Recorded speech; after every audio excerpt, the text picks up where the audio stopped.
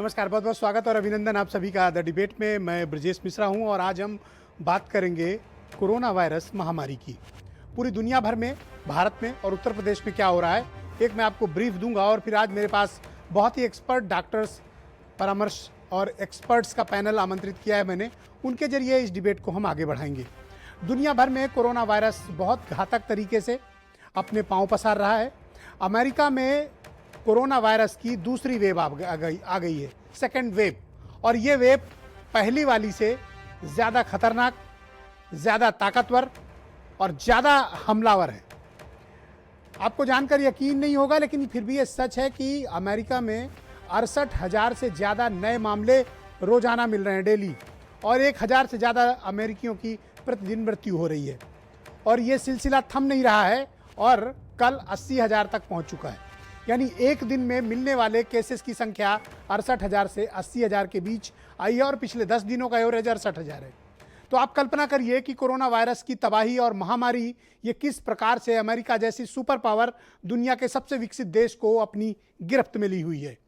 और ये पहली नहीं, अमेरिका में दूसरी वेव आई हुई है। पहली न्यूयॉर्क की तरफ आई थी, दूसरी वेव फ्लोरिडा, टेक्सास और कैलिफोर्निया की साइड आई है। और ये पहले से कहीं अधिक खतरनाक है, पहले से कहीं अधिक जानलेवा है। ये एक ऐसा ताकतवर है जिसका कोई इलाज नहीं है। जिन्हें लगता है कि कोरोना वायरस सर्दी, खांसी, जुकाम, बुखार का कोई सामान्य फ्लू है, वो भारी गलतफहमी में है।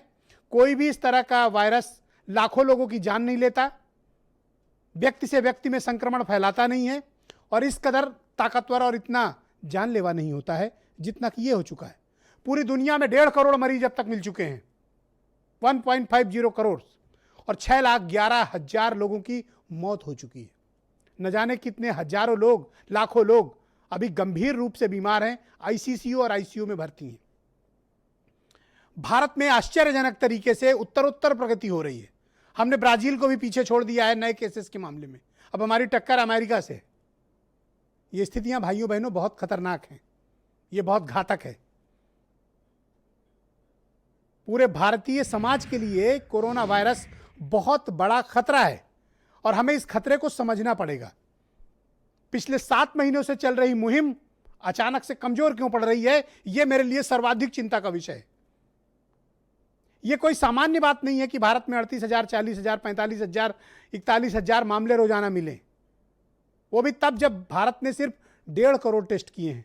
5 करोड़ टेस्ट कर चुका है, हम 1.5 करोड़ टेस्ट किए हैं अभी।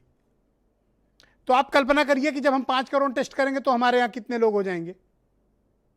तो ऐसा नहीं कि अचानक पेशेंट मिल जाएंगे। पेशेंट सोसाइटी के भीतर हैं, समाज के भीतर हैं, हम उन्हें टेस्ट नहीं कर रहे हैं। जिस दिन हम टेस्ट करना शुरू करेंगे, हमारे यहां तादाद इससे कहीं अधिक मिलेगी। इसलिए मैं कह रहा हूं कि स्थितियां पहले से बदतर हो चुकी हैं, स्थितियां पहले से खराब हो चुकी हैं। कोई आपको किसी और मुद्दे की तरफ ले जाने की कोशिश करे, लेकिन मेरे प्यारे देशवासियों, ये वक्त संकट का है, ये वक्त परेशानी का है, ये आपके ऊपर आई महाविपत्ति है। आप बिल्कुल आंख मत बंद करिए, आंखें खुली रखिए, क्योंकि इस संकट से अगर बच गए तो बड़ी किस्मत की बात है। वरना दुनिया भर में तबाही का जो पैमाना है वो देखकर आप हैरान रह जाएंगे। ब्राजील में स्थिति थोड़ी सी सामान्य हुई है, रूस में भी स्थितियां संभल गई हैं, यूरोप ने अपने को पूरा नियंत्रण में कर लिया है, चीन ने 2 महीने के अंदर स्थिति पर काबू पा लिया, ईस्ट एशिया के बाकी देशों ने काबू पा लिया। सिर्फ 4 कंट्री ऐसी हैं जहां पर बहुत भयानक तरीके से यह वायरस फैल रहा है, जिसमें भारत दूसरे नंबर पर है, ब्राजील तीसरे नंबर पर है। संख्या के मामले में ब्राजील दूसरे पर है, लेकिन डेली केसेस के मामले पे भारत अमेरिका के बाद आ गया है। तो कोरोना का पीक भारत में क्या होगा? क्या 40,000, क्या 50,000, क्या 60,000, क्या 70,000, या फिर 1 लाख, या फिर इससे ऊपर, या फिर हमें पता ही नहीं। ये इतना खतरनाक वायरस है भाइयों की न जाने कितने लोगों की जान अब तक ले चुका है। भारत का जो आंकड़ा है वो हमें बताता है कि यहां पर मरने वालों की संख्या 28,400 हो गई है। आपके लिए ये आंकड़ा होगा 28,400, लेकिन मेरे लिए ये किसी के पिता हैं, किसी का पति है, किसी की पत्नी है, किसी का बेटा है, किसी का भाई है, किसी का रिश्तेदार है और किसी के बहुत खास दोस्त हैं। ये किसी एक व्यक्ति की मौत नहीं हुई है। जिनके घरों में कोरोना किसी को हुआ है, उनका हाल जरा आप पता कर लें, आप कांप उठेंगे। जिन्होंने कोरोना को मनोरंजन का विषय वस्तु बनाया है, यकीन मानिए आप अपनी सारी जिंदगी इस सदमे को भुला नहीं पाएंगे। इतना खतरनाक ये वायरस है। ईश्वर न करे कि आप में से किसी के परिवार को इस तरह की त्रासदी से गुजरना पड़े। जो भी इस त्रासदी से गुजर रहे हैं, आप उनसे फोन करके बात करेंगे। बहुत गिरा हुआ मनोबल, टूटा हुआ मनोबल, और इस सदमे से गुजर रहे हैं, इस ट्रॉमा से गुजर रहे हैं कि आप कल्पना नहीं कर सकते। यह वक्त खुद को बचने का है, यह वक्त खुद दूसरों को बचाने का भी है। हमें पहले से ज्यादा संवेदनशील रहना है, हमें पहले से ज्यादा सतर्क रहना है, हमें पहले से ज्यादा सावधान रहना है। उत्तर प्रदेश में स्थितियां देखिए, पहले 200, 300, 400 केसेस मिलते थे। अभी जब से आपने टेस्ट बढ़ाया उत्तर प्रदेश में, आज 2100 से ऊपर केस मिले, 2100। लखनऊ में बेड नहीं है। लखनऊ में अगर आपको कोरोना हो गया है तो यकीन मानिए कम से कम 48 घंटे आपको भर्ती होने के लिए इंतजार करना पड़ेगा, कम से कम। और उसके बाद भी हॉस्पिटल नहीं मिलेगा आपको, उसके बाद भी आप कहीं आइसोलेशन में भेजे जाएंगे, जहां कोई डॉक्टर आएगा और आपको देख लेगा। सरकारी अस्पतालों में एक बेड खाली नहीं है। प्राइवेट हॉस्पिटल, जो कोविड हॉस्पिटल हैं, फुल हो चुके हैं। वो भी तब जब 200-300 केस लखनऊ में है। कल्पना करिए, ईश्वर न करे ऐसी स्थिति हो, लखनऊ में 2000 केस मिले, 20,000 केस रोजाना मिलने लगे तो क्या होगा? तबाही और बर्बादी का मंजर आपको अपनी आंख से देखना पड़ेगा। अगर आप नहीं सावधान हुए तो, आप नहीं सतर्क हुए तो। सरकारों ने जो करना था उन्होंने कर दिया। Now up to you. अब ये आपके ऊपर है कि आप इस स्थिति से कैसे संभलेंगे, कैसे खुद को बचाएंगे। अब साहब बहुत दबाव पड़ा तो उत्तर प्रदेश सरकार ने होम आइसोलेशन की एक पॉलिसी जारी कर दी। पॉलिसी में खैर तमाम विसंगतियां हैं, पर इस बात के चलिए स्वागत किया जाना चाहिए कि एक होम आइसोलेशन पॉलिसी दी, ताकि उस ट्रॉमा से न गुजरना पड़े कि एम्बुलेंस आएगी, जबरदस्ती लेकर जाएगी, किस जगह जाकर फेंक आएगी कुछ नहीं पता, डॉक्टर मिलेगा कि नहीं मिलेगा, खाना मिल रहा है कि नहीं मिल रहा है किसी को नहीं पता, मरीज का ट्रीटमेंट हो रहा है कि नहीं हो रहा है कोई पूछने वाला नहीं है। स्थितियां आइसोलेशन सेंटर्स में भाइयों बहनों बहुत ज़्यादा बदतर हैं, आप कल्पना नहीं कर सकते। और आप ये बिल्कुल मत समझिए कि मैं आपको डरा रहा हूँ, मैं आपको हकीकत का आईना दिखा रहा हूँ। डरना हो डर जाओ, और ऐसे ही अगर लेना है तो ये भी ले सकते हैं, ये आपके ऊपर है। मेरा काम आपको बताना है हालात क्या है और समझना आपकी जिम्मेदारी। अब देखिए, आज मैं डिबेट पे जा ही रहा था, तब तक यूपी सरकार ने कोविड-19 यानी कोरोना वायरस के रोगियों के डिस्चार्ज की एक नई पॉलिसी जारी कर दी।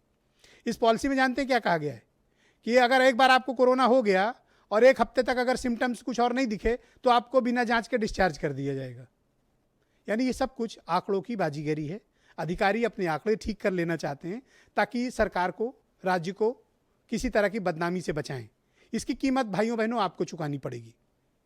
कोरोना कोई क्राइम नहीं है कि आपका डेटा एनसीआरबी के पास जाएगा। कोरोना एक बहुत ही खतरनाक वायरस है जो लोगों की जान ले रहा है, लेकिन अधिकारियों को ये मजाक लग रहा है। और ये पॉलिसीज बना कौन रहे हैं? आईएएस ऑफिसर, जिनको इस फील्ड का कोई भी एक्सपर्टाइजेशन नहीं है, कोई एक्सपर्ट नहीं है वो अपनी फील्ड के, लेकिन वो पॉलिसी बना रहे हैं। कह रहे हैं कि अब हम, अगर आपको लक्षण नहीं है, 7 दिन बाद आपको डिस्चार्ज कर देंगे, जांच भी नहीं करेंगे आपकी कि आप कोरोना है या नहीं है, आपको घर जाइए। ये पॉलिसी अभी थोड़ी देर पहले उत्तर प्रदेश के स्वास्थ्य विभाग ने जारी की है। तो ये तमाम विसंगतियां हैं। एक बयान सुनिए, फिर आज एक बड़ी दिलचस्प डिबेट मैंने आमंत्रित की है। आपके मकान के अंदर अलग कमरा, अलग टॉयलेट होना चाहिए और घर के लोगों के साथ कोई कांटेक्ट नहीं होना चाहिए। उनका जो नंबर हमारे कॉल सेंटर पर भी होगा। हमारा सर्विलेंस टीम, जो निगरानी समिति और अलग लोग जो आते हैं, वो लगातार उनसे संपर्क में रहेंगे और समय समय पर चेक भी करेंगे। अब चंद आईएएस अधिकारियों के इर्द गिर्द घिरे रहते हैं और बड़े बड़े दावे करते हैं। क्या दावा किया था उन्होंने? 1.5 लाख बेड बन चुके हैं यूपी में। तो वो 1.5 लाख बेड कहाँ हैं कि लोगों को लखनऊ में 200 मरीज मिलने पे बेड नहीं मिल रही है? तो ये बेड क्या टेंट हाउस वाले चारपाई थी जिसके ऊपर चादर डाल दिया गया था, या अब वो बेड मिल नहीं रही हैं? अधिकारियों से पूछा जाना चाहिए, क्योंकि ये चीफ मिनिस्टर की रिव्यू मीटिंग में बड़ी रोजी पिक्चर पेंट करते हैं, एक्चुअल में कुछ और होता है। और लखनऊ, कानपुर जैसे शहर इसके ज्वलंत प्रमाण हैं और बताने की आवश्यकता नहीं है। अगर आपके किसी जानने वाले को कोरोना हुआ होगा तो आप लोग बेहतर जान रहे होंगे कि उसको एडमिशन में क्या क्या प्रॉब्लम्स आ रही होंगी। मेरे साथ आज की डिबेट में समीर सिंह भारतीय जनता पार्टी से हैं, जूही सिंह जी समाजवादी पार्टी से हैं, डॉक्टर राकेश कपूर जी मुझे ज्वाइन कर चुके हैं, मेदांता लखनऊ के डायरेक्टर और पीजीआई के डायरेक्टर हैं, लखनऊ के बहुत ही जाने माने चेहरा है। Doctor DK Gupta Felix hospital Noida के डायरेक्टर हैं, अभी मुझे डिबेट में ज्वाइन कर चुके हैं। और श्री केश सिंह जी हैं, मेडिकल सुपरिटेंडेंट हैं कोविड हॉस्पिटल राम मनोहर लोहिया लखनऊ से, और उमाशंकर पांडे जी कांग्रेस से हैं। बहुत स्वागत और बहुत बहुत धन्यवाद। समीर सिंह जी, कार्यक्रम की शुरुआत में आपसे करना चाहता हूं, आप कैसे हैं? समीर सिंह जी, आपको मेरी आवाज आ रही है? जी, अब मिल रही है जी। मैं आपसे समझना चाहता हूं कि हालात इतने कैसे बिगड़ गए और आप लोगों ने जमीन पर ध्यान क्यों नहीं दिया कि आज लखनऊ में लोगों को बेड तक नसीब नहीं हो रही है? क्यों भाई, ऐसा हुआ क्यों? इतनी समीक्षा बैठकों के बावजूद ऐसा क्यों हुआ?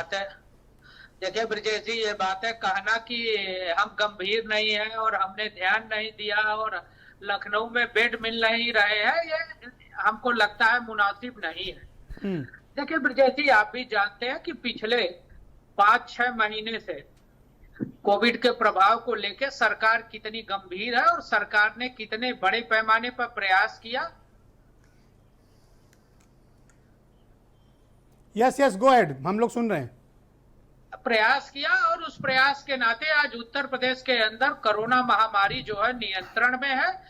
23 करोड़ की आबादी का प्रदेश होने के बाद भी जी। आज उत्तर प्रदेश के अंदर टेस्टिंग की क्षमता बढ़ी है। देश के अंदर सबसे ज्यादा टेस्ट हम कर रहे हैं और ये बातें कहना कि 2100-2200 केस रोजाना मिल रहे हैं समीर जी, 2100-2200 केस रोजाना मिल रहे हैं और आप कह रहे हैं कि नियंत्रण में है। देखिए ब्रजेश जी, वो भी तब जब आप 35 से 40 हजार टेस्ट कर रहे हैं। नहीं, केस मिलना न मिलना ये तो टेस्ट होने के बाद पता चल रहा है और इसमें न कोई, न आप, हम, न कोई और, इसमें कोई फोरकास्टिंग नहीं हो सकती। ये महामारी है, ये एक बड़ी समस्या है भारत के लिए ही नहीं पूरी दुनिया के लिए, और हम सब इसमें तो मुझे बताइए कि लखनऊ में 48-48 घंटे 72 घंटे लोगों को हॉस्पिटल में एडमिशन क्यों नहीं मिल रहा है? एम्बुलेंस लेने क्यों नहीं आ रही है? लोगों को इतनी समस्याएं क्यों हो रही हैं? कल एक तस्वीर वायरल हुई केजीएमसी की जिसमें दिखाया गया कि कोरोना वार्ड में भर्ती होने के लिए बहुत लंबी लाइन लगी हुई है। ये हालात क्यों उत्पन्न हुए?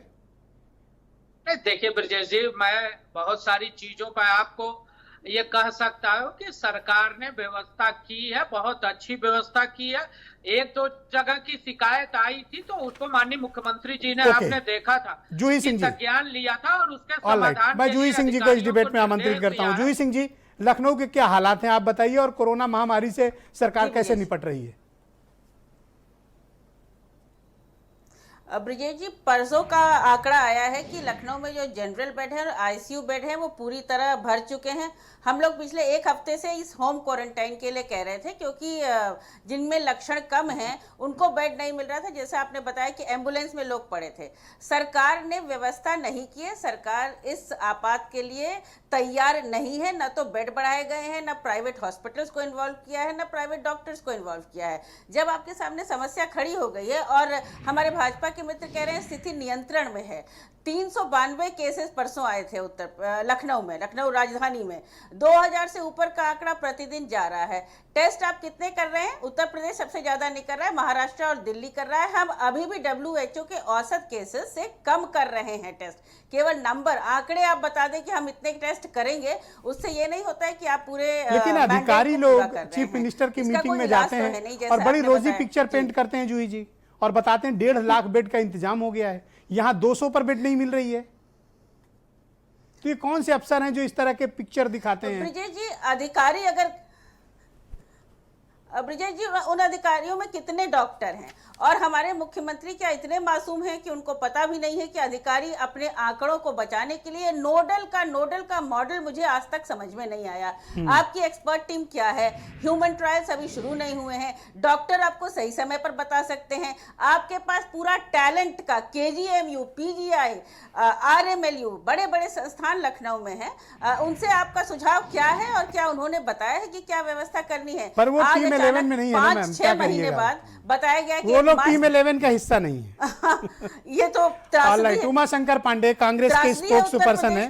भाई उमा जी आप मुझे बताइए कि एक तो होम आइसोलेशन की पॉलिसी आ गई है। आई अप्रिशिएट कि चलिए फाइनली कम से कम लोगों को इस ट्रॉमा से तो निजात मिली कि उनको एक एम्बुलेंस आएगी और फिर ले जाएगी और फिर पता नहीं कहाँ ले जाके उनको एडमिट कर देगी और क्या होगा।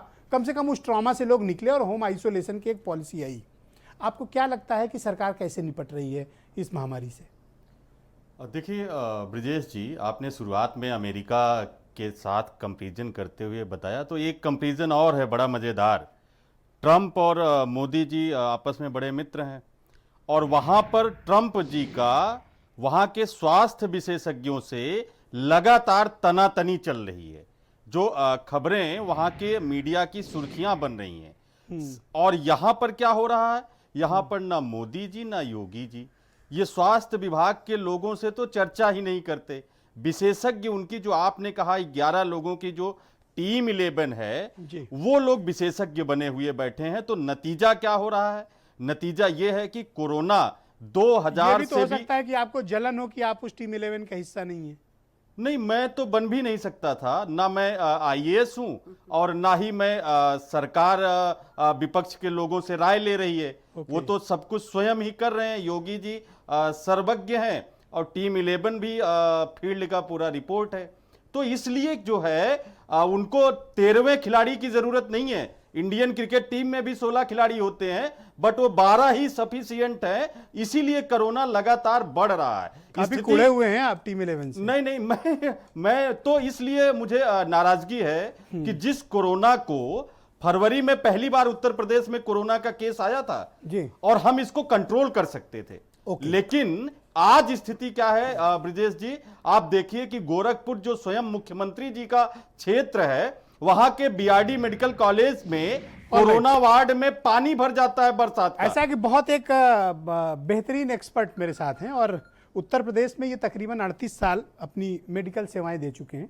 राकेश कपूर जी को हम सब लोग बहुत अच्छे से जानते हैं, हम सबके बड़े अच्छे मित्र भी हैं। पीजीआई के बाद आजकल ये मेदांता पहुंच गए, मेदांता लखनऊ, और वहाँ डायरेक्टर हैं। तो भाई कपूर साहब, बहुत स्वागत आपका, और बड़ा अभिनंदन करता हूं कि आज मेरे डिबेट के शो का आप हिस्सा हैं। तो बताइए जनता को, और करोड़ों लोग आपको लाइव सुन रहे हैं, ये हालात क्यों बिगड़ते जा रहे हैं कोरोना को लेकर, चाहे दुनिया भर में हो, चाहे भारत में हो या उत्तर प्रदेश में हो? आप कारण क्या पाते हो इसका? हाँ, देखिए ब्रजेश जी, आपने एक बहुत शुरू में अच्छी बात कही कि हम अगर ये समझेंगे कि सरकार कोरोना पे कंट्रोल कर सकती है, तो ये सत्य नहीं होगा। हम सबको सहनशील होना है, हम सबको जागरूक होना है। ये युद्ध हम सरकार डंडे के जोर पे कोरोना को नहीं रोक सकती है। आज आप देखें अगर कि कोरोना क्यों इतना बढ़ रहा है, आज आप पब्लिक प्लेसेस पे जाएं, सड़कों पे देखें, भीड़ें हैं, लोग सोशल आइसोलेशन, डिस्टेंसिंग, मास्क, इनका यूज़ नहीं कर रहे हैं। हमको ये समझना है, मैं यहाँ पे बार बार एक जॉन एफ कैनेडी का स्टेटमेंट कहूँगा कि ये समय ऐसा है कि हमें ये नहीं पूछना है कि देश हमारे लिए क्या कर सकता है, हमको ये पूछना है कि हम देश के लिए क्या कर सकते हैं। ये सत्य है, स्थिति कठिन है, लेकिन जब तक इसमें पब्लिक का हर व्यक्ति सहयोग नहीं करेगा, सब, मैं किसी पार्टी विशेष से संबंध नहीं रखता हूँ, लेकिन इसमें चाहे हम किसी पार्टी के हों, किसी संवर्ग के हों, किसी जात के हों, हम किसी, आपका अनुमान क्या कहता है, आकलन क्या कहता है कि आने वाले 1 से 2 महीने में कोरोना पर हालात कैसे होंगे? देखिए, अगर हमारी हर्ड इम्यूनिटी नहीं बढ़ेगी, अगर हम सोशल आइसोलेशन, डिस्टेंसिंग, मास्क, इनका अगर ध्यान नहीं देंगे, तो एक व्यक्ति अगर मॉल में जाता है, भीड़ भाड़ की जगह में जाता है, तो वो बेसिकली 1000 तक लोगों को इन्फेक्ट कर सकता है। तो हमको इस सत्य को समझना है, हर एक व्यक्ति इम्पॉर्टेंट है। अगर हम नियमों का पालन नहीं करेंगे, तो सरकार डंडे के जोर पे जो भी नियम बना दे, हम कोरोना पे विजय नहीं पा पाएंगे। अगर विजय पानी है तो हम सबको मिलकर, पर जिस तरह की लापरवाहियां हमें दिख रही हैं समय के साथ, और जिस तरह से कैजुअल एटीट्यूड गवर्नमेंट का भी दिख रहा है, मुझे लगता है कि थोड़ी सी स्थितियां पहले से ज्यादा बिगड़ गई हैं। हम पहले जितने सावधान और सतर्क नहीं है डॉक्टर साहब। सर ये सत्य आप सर कारण ये रहा कि जब मुझे जो लगता है कि जो आप कह रहे हैं सब में सत्यता है, सरकार भी एक लिमिट से जब मरीज क्रॉस कर जाते हैं, हमारी आबादी इतनी है तो हमारी चीज़ें बिगड़ने लग जाती हैं, हम कंट्रोल नहीं कर पाते हैं। बट हमारी पब्लिक को भी अगर देखें, लोगों को भी देखते हैं, तो वो ये सोचते हैं कि भगवान की हमारे ऊपर कृपा है और हमें कोरोना नहीं हो सकता है। नहीं, वो एक तो बार किसी जब को भी हो कोरोना सकता होता है तो पूरे घर इन्फेक्ट होते हैं। वो तो सर, किसी को भी हो तो सकता है। मेरा कहना ये है जी। कि इसमें भगवान भी, जी सर, तो भगवान भी आपको तभी हेल्प करेंगे जब हम कर्म करेंगे, और कर्म हमारा ये है कि जो नियम है कोरोना से बचने का, सोशल डिस्टेंसिंग, मास्क लगाना, हैंड हाइजीन है, अगर सिम्टम्स हैं तो दूरी बना के रखना है, अपने को आइसोलेट करना है। जी। भयावह ऐसी नहीं है, अगर आप देखेंगे तो मॉर्टेलिटी रेट इतनी नहीं है। ज्यादातर मरीज जो होते अभी हैं आपके मेदांता में एसिम्प्टोमेटिक होते हैं, कितनी या बेड्स mild वगैरह symptoms अवेलेबल होते हैं? आप लोगों ने कितना अरेंजमेंट करके रखा हुआ है? नहीं सर, अभी ऐसा है कि हमारा जब मेदांता अभी शुरू हुआ है, हमारे सब बेड्स एक्टिवेटेड नहीं थे, तो हम एक अलग सेंटर बना रहे हैं कोविड के लिए, जो 8-10 दिन में रेडी हो जाएगा, और अभी हम शुरू में 20 बेड से हम कोरोना के मरीजों की only 20? Okay, all right sir. Doctor D के गुप्ता अभी सर हम शुरू में सिर्फ 20 कर पाएंगे। जी, ऑल राइट। मैं डॉक्टर डी के गुप्ता को आमंत्रित करता हूं। फेलिक्स हॉस्पिटल नोएडा के डायरेक्टर हैं और ये ऐसे एक्सपर्ट हैं जो फरवरी से मेरे साथ लगातार कोरोना वायरस की हर डिबेट का हिस्सा हैं और बड़े ही ज्ञानी व्यक्ति हैं, और हम सब इनका बड़ा सम्मान करते हैं। बहुत स्वागत आपका डॉक्टर गुप्ता इस कार्यक्रम में। पहले तो मुझे ये बताइए कि उत्तर प्रदेश की सरकार ने आप सबके दबाव, आग्रह जो भी समझ लें, होम आइसोलेशन पॉलिसी जारी कर दी है, गाइडलाइंस भी उसकी आ गई हैं। तो हमारे दर्शकों को ये बताइए कि होम आइसोलेशन होता क्या है, और इस होम आइसोलेशन में क्या क्या प्रिकॉशंस लिए जाने चाहिए, और क्या क्या ज़रूरी बंदोबस्त मरीज को घर में रखना चाहिए, डूज एंड डोंट क्या होने चाहिए, ये ब्रीफ करिए। ये बहुत ही अहम जानकारी होगी।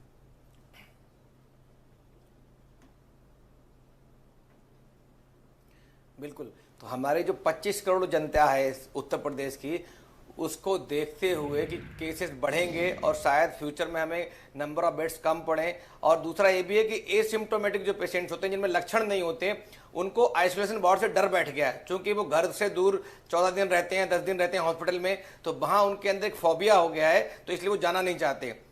तो इसलिए उत्तर प्रदेश सरकार ने जो हमारी सेंट्रल गवर्नमेंट की हेल्थ मिनिस्ट्री को फॉलो करते हुए गाइडलाइंस जारी कर दी हैं। गाइडलाइंस कल ही जारी हुई हैं।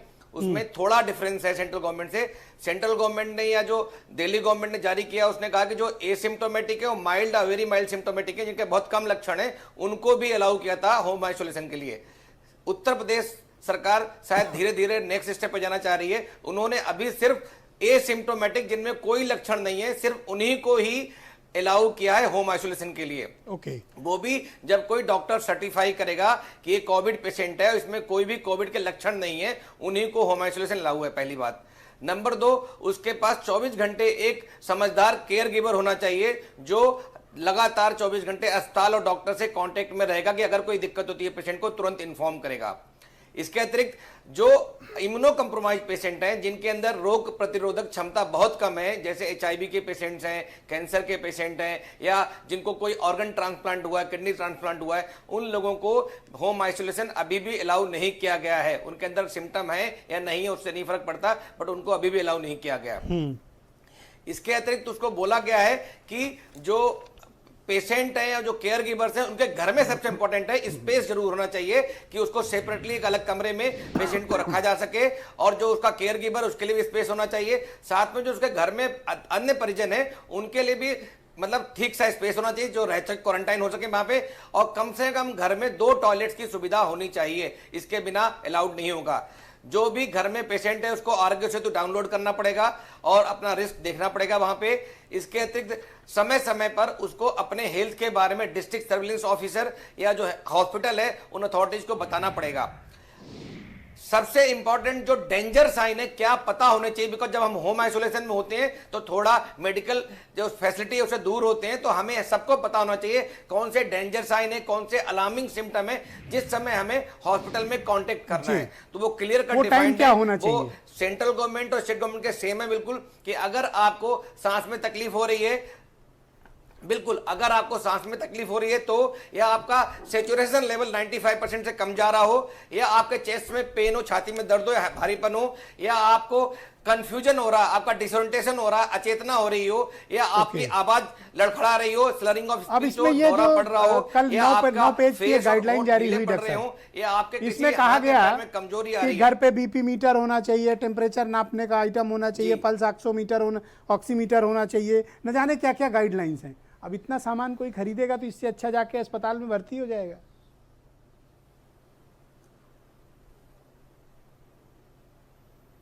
नहीं, बेसिक चीजों चाहिए। बेसिक चीजों में क्या जरूरी है? एक तो सैनिटाइजेशन का सामान होना चाहिए, हाथ साफ करने के लिए या तो सैनिटाइजर होना चाहिए या हैंड सोप होना चाहिए। दूसरा, घर में जो सफाई के लिए 1% हाइपोक्लोराइड होना चाहिए, बिकॉज सैनिटाइजेशन करना बहुत जरूरी है, अदरवाइज वायरस दूसरों को भी इन्फेक्ट कर देगा।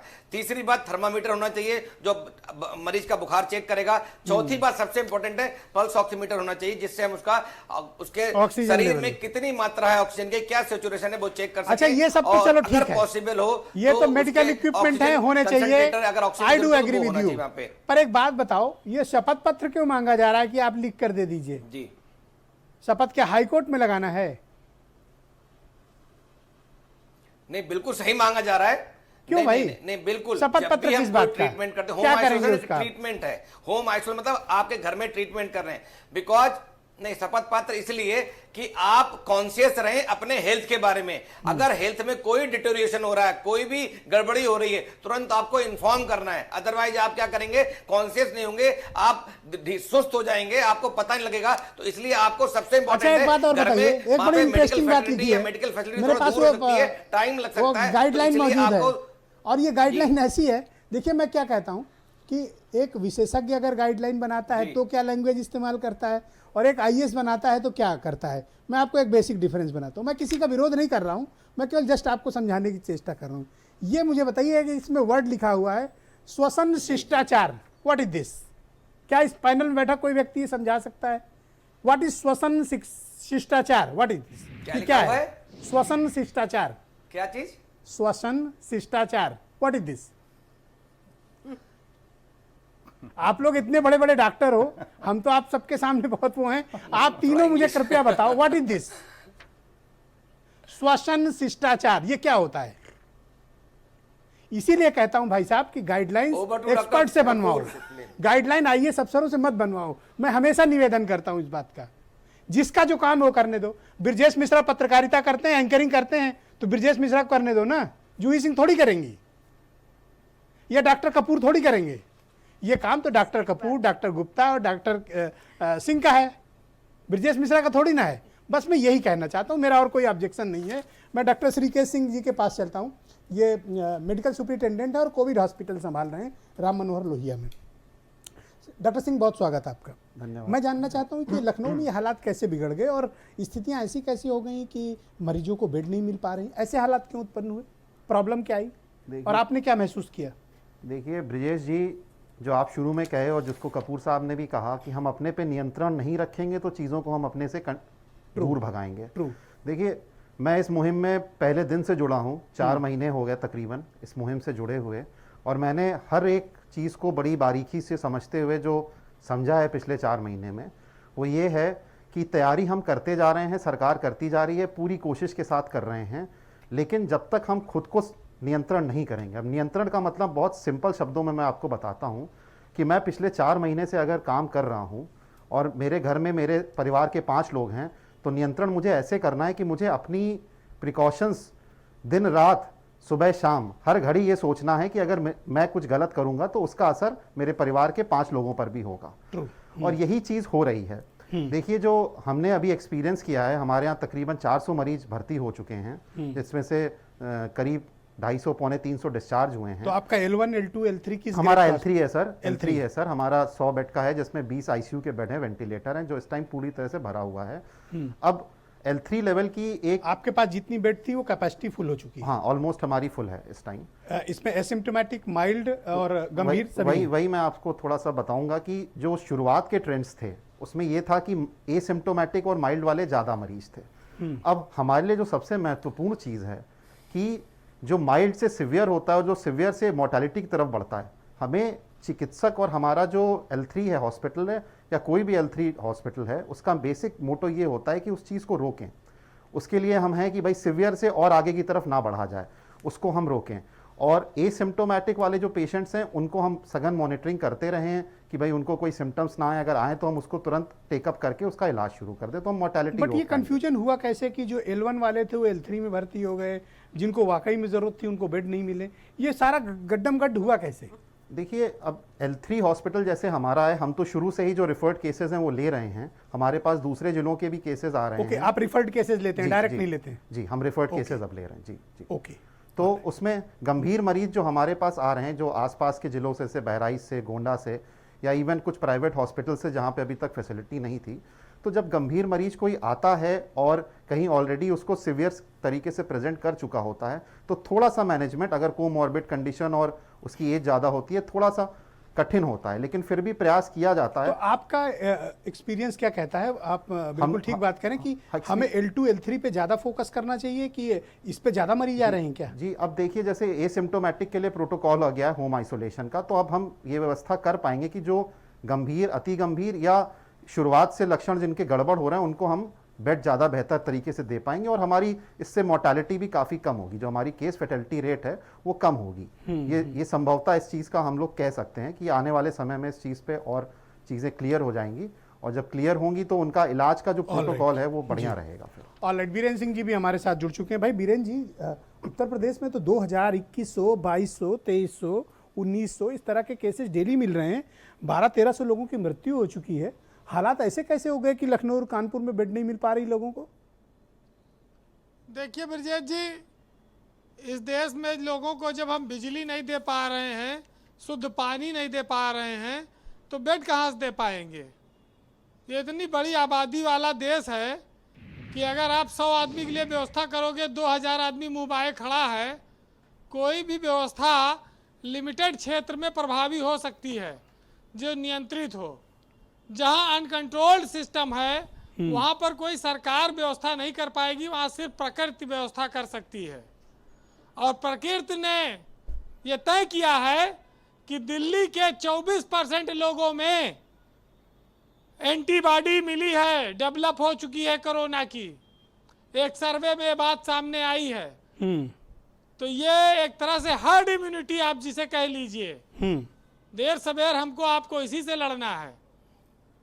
हमारे यहाँ लोग उदाहरण देते हैं कि भाई अमेरिका वाले तो बिस्लरी पानी पीते हैं, बड़े कमज़ोर होते हैं, ज़्यादा मर रहे हैं। यहाँ तो भैया हैंडपम्प के पानी पीते हैं और मिनरल पानी, गंदा पानी भी पी लेते हैं। यहाँ चाट भी खाते हैं, यहाँ गोलगप्पा पानी पीते हैं। हम तो मजबूत हैं। तो ये सब बातें तमाम सारी आती हैं यहाँ। तो सरकार कुछ स्पेशल एफर्ट कर रही है लखनऊ कानपुर के लिए विशेष तौर पे? देखिए, 53,000 केस तो लखनऊ उत्तर प्रदेश में हैं, लेकिन उसमें कुल 20,000 एक्टिव हैं, 33,000 ठीक हो चुके हैं, और मौत करीब 1300 के लगभग 1200 कुछ है। तो इसको आंकड़े के तौर पर अगर देखेंगे तो कुछ नहीं है, लेकिन अगर एक एक जान की कीमत है तो बहुत कुछ है। तो कुल मिलाकर ये है ब्रजेश जी की सरकार ने होम आइसोलेशन की बात स्वीकारी, लोगों को थोड़ी राहत मिलेगी, लेकिन जो कमजोर होंगे इम्यूनिटी से उनके ऊपर ज़्यादा घातक है। जो पैसे से कमजोर हैं तो गरीबी तो हमेशा से वैसे अभिशाप रहा है, हर बीमारी पर गरीबी भारी पड़ी है। तो गरीब के लिए कोई गिनती वैसे भी नहीं होती इस देश में। इतना जरूर है कि ये वक्त सोचने का पिछले 5 महीने में आया है कि जिनके मन में दया है उनके पास खर्च करने के लिए पैसा नहीं है, और जिनके पास ब्रजेश जी पैसा है उनके मन में दया नहीं है। ये बड़ा दुर्भाग्य है इस देश का। और जिनके पास भूख है उनके पास खाने के लिए भोजन नहीं है, और जिनके पास खूब पर्याप्त भोजन है उनको ईश्वर ने भूख नहीं दी। ये बेमेल तालमेल गठबंधन, ये बेमेल चीजें इस हिंदुस्तान में, जिसको लोग कहते हैं कि बड़ा संस्कृत से धनी देश है, जो बड़ा परोपकारी देश है, उसमें ये भी सब चीजें देखने को मिलती हैं। कुछ अच्छे पहलुओं की बात होती है, लेकिन जब भीड़ ज्यादा है तो जो काला पक्ष है वो भी सामने आता है। जी जी। सरकार इस कोरोना बीमारी से लड़ने का दावा करती है।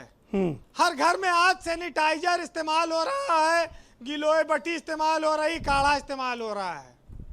किसी ने पूछा इस देश की सरकार से कि सैनिटाइजर पर 18% जीएसटी क्यों लगाए हो, इसको जीएसटी से मुक्त क्यों नहीं करते?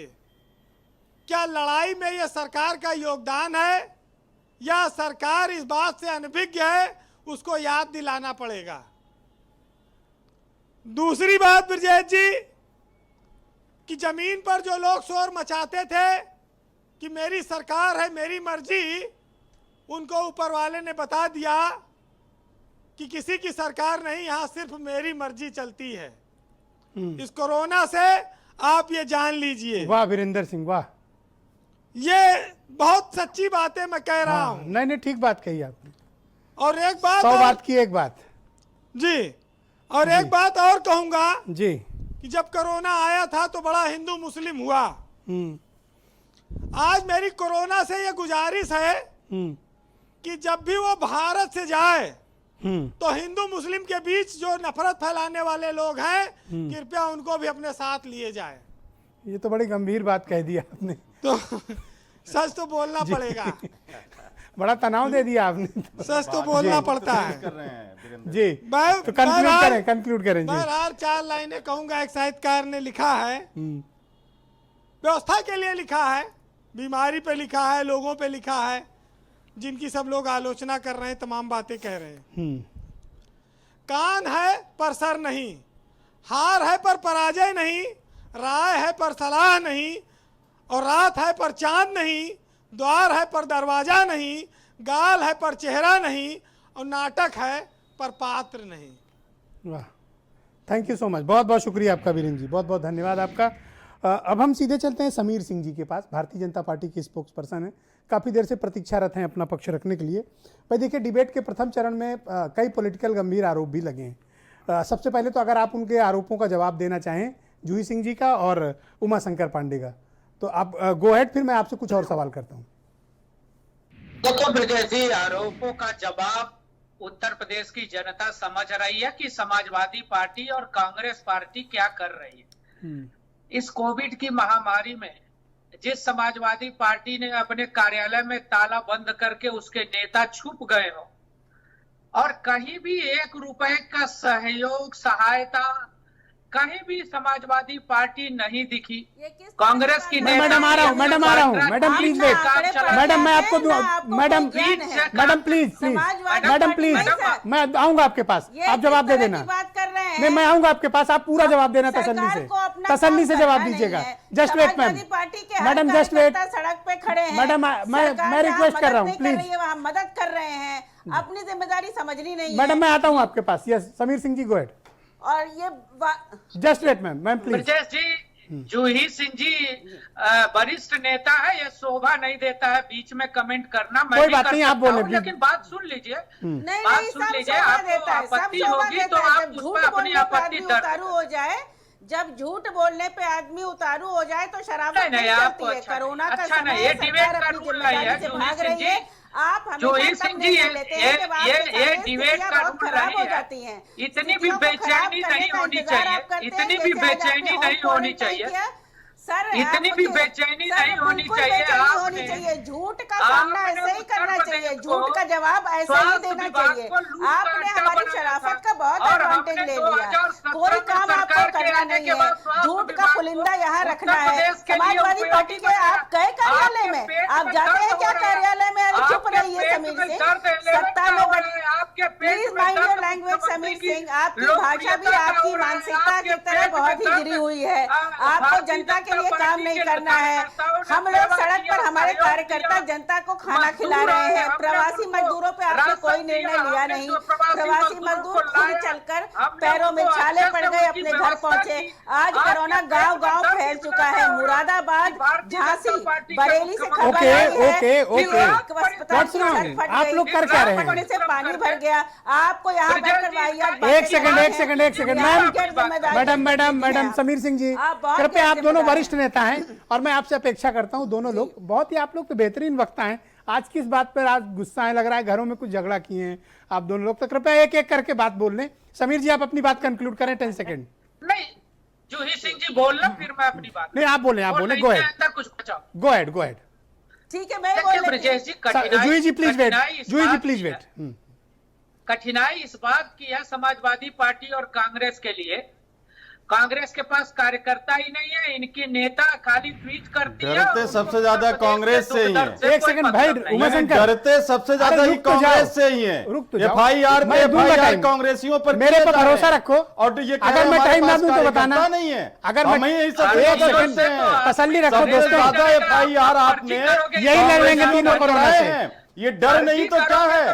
बगैर कार्यकर्ता के डर रहे हैं या बगैर कार्यकर्ता के डर रहे हैं? एक सेकंड उमाशंकर, रोज कोई ना कोई FIR, किसी न किसी तरीके की धमकी आप कांग्रेस को दे रहे हैं। कृपया सहयोग करें, कृपया सहयोग करें, कृपया सहयोग करें, आपने कृपया सहयोग करें, ये डर नहीं तो क्या है? सहयोग इतना डर क्यों है भाजपा को कांग्रेस से? एक सेकंड हो गया ना, क्योंकि हो गया। प्रियंका जी के साथ उत्तर प्रदेश में कांग्रेस पूरी ताकत से आ रही है। अच्छा, डर योगी जी को भी है और पूरी एक काम करते माहौल को थोड़ा ठंडा दबाने का जो प्रयास और षड्यंत्र भारतीय जनता पार्टी कर रही है, उसमें कामयाब नहीं होंगे। तसल्ली, कांग्रेस तसल्ली, पूरी ताकत से पूरे प्रदेश में आ रही है। डन, नोटेड, जिस तरीके से जनता के साथ डॉक्टर राकेश कपूर, ऑलराइट, आप तीनों कृपया शांत हो, थोड़ा मैं माहौल को यूज करता हूँ। एक सेकंड रुक जाइए, एक सेकंड रुकिए, तीनों लोग शांत, एक सेकंड। उमाशंकर प्रदेश देख रहा है। उमाशंकर कृपया सहयोग करें। तरीके से डरे हुए हैं आप कांग्रेस से। देखो मुझे आवाज डाउन करनी पड़ेगी, महसूस कर रही है कि आपका डर क्यों है। ओके, डॉक्टर राकेश कपूर, मैं आपके पास आना चाहता हूं। सर मुझे बताइए कि होम आइसोलेशन पॉलिसी से कुछ प्रभाव पड़ेगा क्या? डेफिनेटली, देखिए जैसा कि अभी डॉक्टर साहब ने भी कहा और मेरी भी एक हफ्ता पहले माननीय मुख्यमंत्री जी से इस पे चर्चा हुई थी। डेफिनेटली होम आइसोलेशन जो एसिम्प्टोमेटिक पेशेंट्स हैं जी, जिनको अस्पताल में भर्ती होने की आवश्यकता नहीं है, और मैंने सजेस्ट किया था कि स्कोरिंग सिस्टम जो कि आपने गाइडलाइंस में देखा कि अगर एक मजदूर है जो एक कमरे के मकान में रहता है, 10 लोग रहते हैं, स्लम्स में रहते हैं, उनको आप होम क्वारंटाइन नहीं कर सकते हैं। लेकिन ऐसे लोग जिनका बड़ा घर है, जैसे उन्होंने कहा 2 टॉयलेट्स हैं, पढ़े लिखे लोग हैं, फ़ोन को समझ सकते हैं, प्रॉब्लम्स होने पे इन्फॉर्म कर सकते हैं, तो ऐसे व्यक्तियों को अगर हम होम क्वारंटाइन करेंगे तो definitely they would be more comfortable.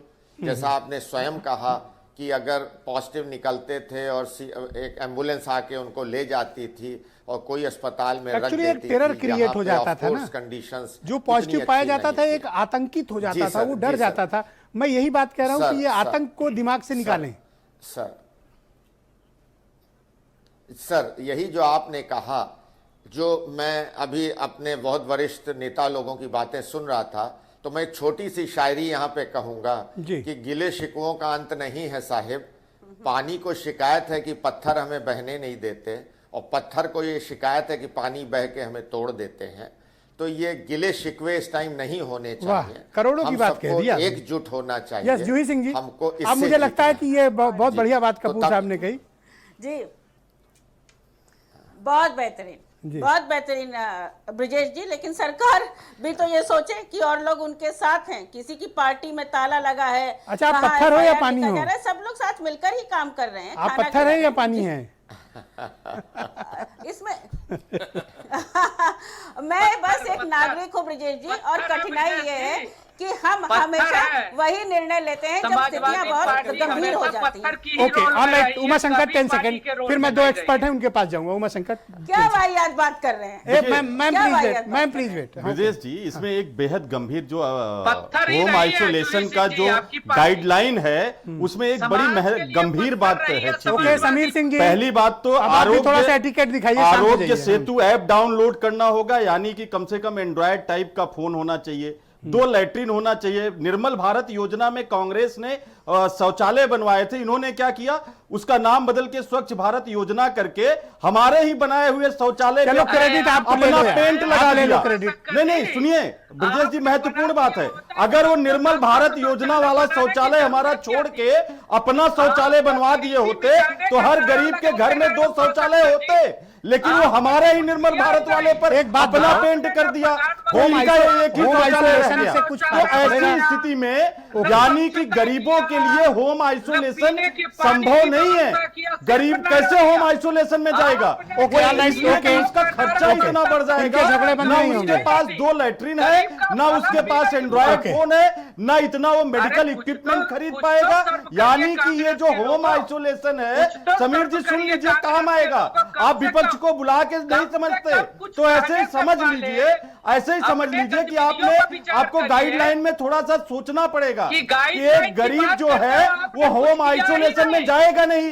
Bed आपने अवेलेबल नहीं कराए हैं, 1.5 लाख बेड है ना, 2000 में 1.5 लाख बेड है ना। गरीब जाएगा कहाँ? वो गरीब ऐसे लाइनों में मरेगा, वो गरीब आपके एम्बुलेंस में शांत, कूल डाउन, वेट करेगा। Cool down. आपने गरीबों के लिए क्या किया है वो बताइए। उत्तर प्रदेश हो या देश हो, शांत डॉक्टर डी के गुप्ता, दोनों की आवाज डाउन की जाए। ओके शांत, थैंक यू आप दोनों के लिए। डॉक्टर डी के गुप्ता की तरफ रुख करते हैं। डॉक्टर साहब, एक तो मुझे बताइए कि अगर होम आइसोलेशन पॉलिसी अब लागू हो गई है, हमें कौन कौन से इक्विपमेंट घरों पे रखने चाहिए, क्या प्रिकॉशंस लेने चाहिए? दूसरी बात यह है कि अब से थोड़ी देर पहले एक नई गाइडलाइन आई है। सर, इतनी गाइडलाइन आ गई कि मैं कंफ्यूज हो गया हूं, और मुझे लगता है कोरोना खुद कंफ्यूज हो जाएगा उत्तर प्रदेश सरकार की गाइडलाइन और जियो से जो आदेश जारी होते हैं। पक्का कंफ्यूज हो जाएगा अगर कोरोना जान जाएगा तो। एक नया गाइडलाइन अब से आधे घंटे पहले आई है, डिबेट शुरू करने से पहले, कि साहब अगर आप होम आइसोलेशन में हैं और कोई लक्षण नहीं मिलते हैं, 7 दिन बाद आपको रिकवर्ड मान के हम अपने डेटा से हटा देंगे। भाई, तो रिकवर्ड कैसे मानेंगे जब तक आप दोबारा से उनका टेस्ट नहीं करेंगे, दोबारा से जांच नहीं करेंगे? आपको पता कैसे चलेगा कि वो सिम्टम्स बचे हैं अथवा नहीं बचे हैं? ये तो मुझे लगता है बहुत हड़बड़ी है, बहुत जल्दबाजी है, इससे बचना चाहिए। क्योंकि वो व्यक्ति संक्रमित रह गया, आपने रिकॉर्ड में रिकवर्ड दिखा दिया, और वो व्यक्ति अगर समाज में संक्रमण फैला रहा है तो ये बड़ी घातक स्थिति होगी। डॉक्टर गुप्ता जी, तीनों सवाल बड़े अच्छे हैं। पहला सवाल का आंसर देता हूं कि घर में क्या क्या इक्विपमेंट होंगे। मैं पहले ही बता चुका हूं आपको। थर्मामीटर होना चाहिए, एक पल्स ऑक्सीमीटर होना चाहिए मेनली, और उसके अलावा हैंड हाइजीन के लिए आपका अल्कोहल या सोप होना चाहिए, और साथ में सैनिटाइजेशन के लिए कुछ दवाएं भी होनी चाहिए, होना चाहिए। कुछ दवाएं भी होनी चाहिए। तो बेसिक इक्विपमेंट है, बेसिक इंस्ट्रूमेंट है, इसके अलावा कुछ जरूरत नहीं है। दवाएं नॉर्मल दवाएं, जैसे कि मान लीजिए फीवर के लिए आपका पैरासीटामोल होना चाहिए, ठीक है। अगर कोई खांसी है तो कफ सिरप एस्टीम ले सकते हैं आप, विटामिन सी ले सकते हैं। तो बेसिक दवाएं जो हम आजकल ले रहे हैं वही दवाएं चाहिए, इसके अलावा कोई अन्य दवाएं नहीं चाहिए, और स्पेसिफिक कोई दवाई की जरूरत भी नहीं होती है एसिम्प्टोमेटिक केसेस में, ठीक है। उनकी इम्यूनिटी काफी है उसको ठीक करने को, इलाज करने के लिए। क्वेश्चन नंबर 2 सबसे ज्यादा इंपॉर्टेंट मैंने बताया, जब भी आपके स्वास्थ्य में डिटोरिएशन हो रहा है, जो मैंने डेंजर साइन बताए थे कि अगर आपकी सांस में तकलीफ है, या आपके चेस्ट में पेन है, भारीपन है, आपके फेस या मुंह नीला हो रहा है, होंठ नीले हो रहे हैं, या आपको कोई दौरा पड़ रहा है, या कंफ्यूजन हो रहा है, या अचेतना की अवस्था आ रही है, या कोई हाथ पैर में कोई कमजोरी आ रही है, टिंगलिंग नमनेस आ रही है, तो इस तरह के कोई सिम्टम आ रहे हैं तो इट मींस आपकी या तो रेस्पिरेटरी प्रॉब्लम बढ़ रही है, या कोरोना आपके ब्रेन को इफेक्ट कर रहा है, या आपके हार्ट को इफेक्ट कर रहा है। तो 3 सिस्टम्स को इफेक्ट करता है इनिशियली। तो इनमें अगर कोई सिम्टम्स आ रहे हैं तो आपको तुरंत अपने डॉक्टर को इन्फॉर्म करना है। एक बड़ी इंटरेस्टिंग बात बताऊं, अभी जब मैं और थोड़ी देर पहले मुझे बहुत इंपॉर्टेंट एक बड़े मशहूर चिकित्सक हैं, उन्होंने मुझे अभी व्हाट्सएप किया है, और ये श्वसन शिष्टाचार क्या है इसके बारे में बताया है। एक्चुअली इसका नाम है कफ एटिकेट। तो जिन्होंने गाइडलाइन बताई आईएएस महोदय ने, उनको शायद ये पता नहीं रहा होगा, तो उन्होंने गूगल करके चेक किया और इसको श्वसन शिष्टाचार लिख दिया। ये बेसिकली कफ एटिकेट है कि आप जब खांसें तो उस वक्त मुंह में रुमाल रख लें, या जैसे होता है ना कि हम लोग खांसते हैं तो एक्सक्यूज मी करते हैं, या अपना चेहरा दूसरी तरफ मुझे लगता है इंग्लिश यूज करनी चाहिए। ऐसी जगह ब्रैकेट में वो लिख भी देना चाहिए उनको। वो नहीं, उन्होंने डॉक्टर साहब ने भेजा कि वो इसका नाम एक्चुअली कफ एटिकेट है। वो गूगल से ट्रांसलेशन के चक्कर में वो अधिकारी महोदय ने गड़बड़ी कर दी होगी। Yes doctor Gupta, go ahead. जी, तो आपका जो लास्ट क्वेश्चन था बहुत इंपॉर्टेंट था कि लोग डिबेट में लाइव इंटरवेंशन करते हैं और अपनी जानकारी देते हैं। I appreciate. अगर कोई पेशेंट सिम्टोमेटिक है, जी बिल्कुल बिल्कुल सर, बिल्कुल। तो ऐसे पेशेंट जो सिम्टोमेटिक हैं, जिनका इलाज किया गया है और 7 दिन बाद उनको कोई सिम्टम नहीं है और लास्ट 3 दिन से कोई बुखार नहीं आया उनको, तो उनमें देखा गया कि वो कोरोना इन्फेक्शन को फैलाते नहीं है, ट्रांसमिट नहीं करते हैं, उनमें ट्रांसमिशन रेट लगभग 0 के बराबर ही है। तो इसलिए उनको डिस्चार्ज कर देना चाहिए। तो ये पॉलिसी हम नहीं, दुनिया के बहुत सारे देश अपना चुके हैं, उसमें कोई नुकसान नहीं है। और ये गाइडलाइंस उत्तर प्रदेश सरकार अपनी नहीं बना रही है, ये उत्तर प्रदेश सरकार सेंट्रल गवर्नमेंट से, मिनिस्ट्री ऑफ हेल्थ से, ICMR से सिंक करके उनकी गाइडलाइंस को अपने हिसाब से कस्टमाइज करके एडॉप्ट कर रही है। तो इसमें कोई बुरी बात नहीं है कि अगर कोई पेशेंट सिम्टोमेटिक था, हमने इलाज किया। ऑलराइट, डॉक्टर श्री केश सिंह जी, मैं आपसे समझना चाहता हूं, देखिए लखनऊ हमारी राजधानी और कानपुर हमारा दूसरा बेहद महत्वपूर्ण शहर है जी। यहाँ स्थितियां लगातार बिगड़ रही हैं, जैसे 200-300 केसेस, 400 केसेस के आसपास पर डे मिल रहे हैं। तो ऐसे में इनके लिए कुछ अलग से कोई व्यवस्था या कोई स्पेशल इनके लिए कोई पॉलिसी बनानी पड़ेगी? देखिए ब्रजेश जी, जो सबसे महत्वपूर्ण आपने बात कही, कानपुर और लखनऊ दोनों में ही बहुत ज़्यादा इस टाइम इन्फेक्शन रेट ज़्यादा है पिछले कुछ दिनों से देखा जाए। अब जो एसिम्टोमेटिक पेशेंट्स की होम आइसोलेशन की बात है, इसका मतलब ये नहीं कि कोई भी पेशेंट जो एसिम्टोमेटिक है उसको भर्ती नहीं किया जाएगा। जो गाइडलाइन, जो सक्षम लोग हैं, जो अपनी केयर कर सकते हैं, जो समझदार हैं, वो घर पे रहें, और जो इस अपना खुद से ख्याल नहीं रख सकते हैं, गरीब तबके के लोग हैं, उनको ज़रूर भर्ती किया जाएगा। इसमें कहीं कोई दो राय नहीं है। इसीलिए L1, L2 और L3 का किया गया है कि भाई हर एक अस्पताल जो चिन्हित किया गया है उसके अपने स्पेसिफिकेशन डेजिग्नेशन से वो अपना काम। L1, तो L2, L3 तो ये अब परफेक्टली हाँ, बहुत अच्छी अब व्यवस्था हमें थी। इम्पोर्टेंटली, लेकिन ये VVIPs और VIP के चक्कर में सब कुछ गड़बड़ हुआ। जिनकी सिफारिश थी वो L3 में जाके आराम से बैठ गए कि यहाँ तो बेस्ट अरेंजमेंट है। जो बेचारा गरीब परेशान था वो L3 लायक है, वो L1 में धक्के खा रहा है। ये सब बड़ी समस्याएं हुई कि यहाँ भर्ती कौन किस जगह पे होगा ये कलेक्टर तय करता है, डॉक्टर नहीं तय करता। नहीं, इसीलिए सरकार अजूबा ही है हमारा प्रदेश। अब सुदृढ़ कर रही है ये व्यवस्था कि भाई L3 में सिर्फ रेफर केसेस आएंगे जिनको जरूरत है। करेक्ट। चाहे उत्तर प्रदेश का कोई जिला हो, बलिया से लेकर हमारा गाजियाबाद तक, जो भी उसमें कम्युनिकेशन में जो सबसे नज़दीक सेवाएं आपकी होंगी L3 की, वहाँ पे उसको तत्काल पहुँचाया जाए विद प्रॉपर ALS के साथ। और जो हमारे चिकित्सक हैं, देखिए L3 में सबसे इंपॉर्टेंट चीज़ जो है कि जब आपका ICU केयर होता है उसमें आपको बहुत स्पेसिफिक केयर की ज़रूरत होती है। हर कोई ICU को केयर नहीं कर सकता, उसके लिए हमें एनेस्थेटिस्ट प्रॉपर चाहिए, क्रिटिकल केयर का चाहिए, मेडिसिन, और वो प्रोटोकॉल प्रतिदिन बदलता रहता है। उसमें आपको सगिंग मॉनिटरिंग करनी पड़ती है, और जिसमें डायलिसिस भी है, एक्सरे भी है, ज़रूरत पड़ने पर सारी ब्लड इन्वेस्टिगेशंस है, दवाइयाँ हैं। तो अब ये स्ट्रैटिफिकेशन और ट्राइजिंग के बाद हम काफ़ी हद तक चीज़ों को और कंट्रोल में कर पाएंगे, ये मेरा मानना है। और जैसे जैसे होगा उस चीज़ों को मानना बिल्कुल सही है, रिवाइज होगी चीज़ें, और यही एक्सपीरियंस जो हमने सीखा है उससे यही समझ में आ रहा है। मैं भी खुद भी यही बात कहता हूं कि देखिए कोविड के ट्रीटमेंट के लिए आपको क्या चाहिए? एक अच्छा MD मेडिसिन डॉक्टर चाहिए जी, एक बढ़िया अच्छी इक्विप्ड ICU चाहिए, वेंटिलेटर्स चाहिए आपको, और ऐसी ICU जो हों उनमें बेड्स हों पर्याप्त मात्रा में, वो चाहिए, और एनेस्थीसिया, और उससे भी ज्यादा महत्वपूर्ण ब्रजेश जी एक बात कहूंगा, और वो पैरामेडिकल स्टाफ, पैरामेडिकल स्टाफ जी, जो केयर करने वाला, चाहे वो किसी भी श्रेणी का व्यक्ति हो, वहां का स्वीपर हो, वार्ड बॉय हो, उसको अपना दायित्व पता होना चाहिए। देखिए 3-4 महीने से डिबेट कर करके ना थोड़ा बहुत हम लोग भी सीख गए। मैं तो आप लोग से बड़ा मतलब इम्प्रेस्ड रहता हूं कि आप सब लोगों ने थोड़ी थोड़ी डॉक्टरी पत्रकारों को सिखा दी। Alright doctor Kapoor, last question आपसे सर। मेदांता से तो बड़ी उम्मीदें हैं सर, ये 20 बेड्स को बढ़ा के थोड़ा 100-200 करो सर, आपसे तो बड़ी उम्मीदें हैं सर। कोशिश हमारी रहेगी। हमारा जो दिल्ली गुड़गांव है उसमें हमारे काफ़ी बेड्स हैं, क्योंकि अभी ये हमारे अस्पताल की शुरुआत है, जिसमें हमने अभी 250 बेड से शुरू किया है, और हमारी एक ही टावर में वो बेड हैं। तो अगर हम उसको, अरे सर थोड़ी व्यवस्था किए रहिए, बड़ी उम्मीदों से देख रहे हैं, आपको मालूम हो, सिफारिश के साथ कह रहे हैं सर, बड़ी उम्मीदों से देख रहे हैं। बहुत बहुत शुक्रिया, धन्यवाद, थैंक यू सो मच। बहुत बहुत धन्यवाद आप सभी का इस कार्यक्रम में शामिल होने के लिए। और कृपया आप लोग जो N95 मास्क पहनते हैं, ताज़ा जो गाइडलाइंस आई हैं उनसे पता चला है कि N95 में जो वाल्व वाले मास्क हैं वो कारगर नहीं हैं, बल्कि वो संक्रमण को बढ़ा रहे हैं। यदि किसी संक्रमित व्यक्ति ने उसको N95 वाल्व वाला पहन रखा है तो वो संक्रमण बाहर फेंक रहा है, बाहर फैला रहा है। कृपया उससे बचें। विदाउट वाल्व वाले N95 मास्क यूज करें। सामान्य सर्जिकल मास्क उपयोगी नहीं है, और अगर आपके पास N95 नहीं है तो कम से कम 2 सर्जिकल मास्क एक साथ निकाल कर पहने, या फिर गमछे से अपना नाक और मुंह ढकें, तभी ये कारगर निश्चित तौर पे होगा। बहुत बहुत शुक्रिया, धन्यवाद, और अपना ध्यान रखिए। धन्यवाद।